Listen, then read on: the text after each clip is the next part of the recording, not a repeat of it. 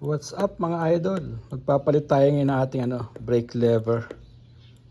Yung naputol, nabubagsak tayo sa may Malabrigo.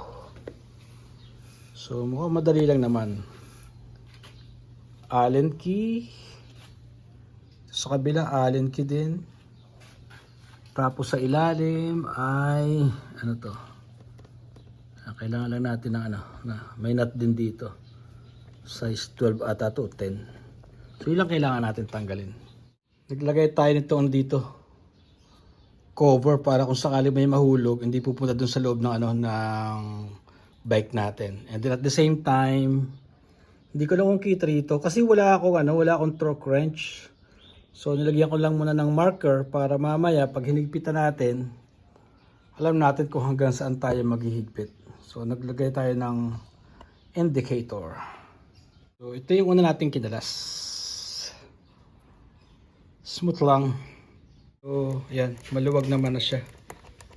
Hindi na kailangang alisin totally. Tapos dito by Allen key, smooth lang, hindi siya ganun. Tapos dun sa ibaba, size 10. Ingatan natin mahulog at baka mawala.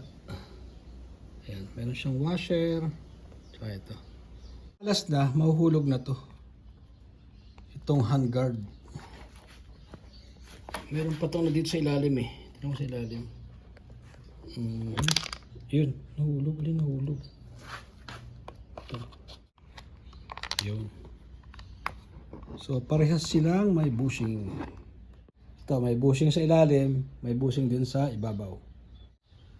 Pag naalis na yung handguard, ito naman, size 12.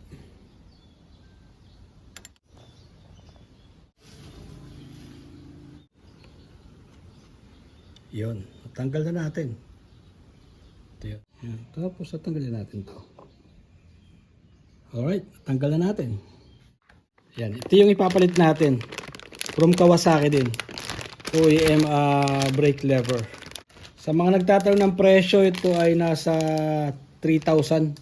So para pumasok, itong sinasabi kong buto-buto na to, ipupush natin ng unti. Kasi parang mumabol to left and right. Papasok natin na yun. Tapos ito na.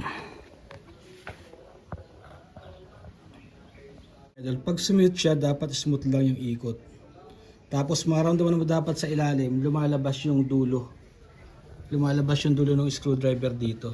Ng bolt. Pagka hindi lumalabas, tanggalin mo ulit kasi baka masira itong itong pinakang whole assembly na to. So mas mahal yan. So yan, smooth lang.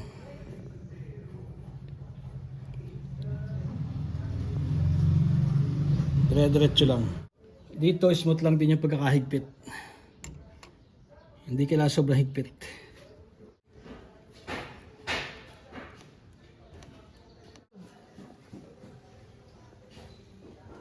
Okay, gumagana. Alright, ayos. Ayan, so after that yung handguard naman. Dapat smooth lang lagi yung pasok. Pagka hindi smooth, ibig sabihin mali.